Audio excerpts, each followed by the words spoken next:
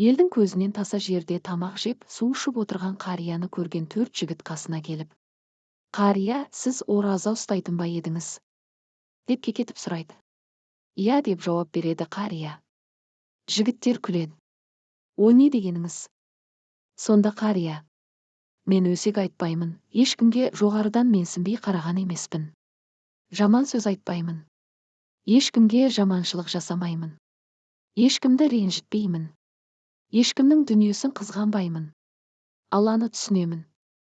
Бірақ өкінішке орай менің асқазаным ауырады. Сондықтан аш жүре алмаймын. Мен тек тамақ жеп, су ішіп отырмын. Ал сендер ше? Ораза ұстайсыңдар ма жігіттер?»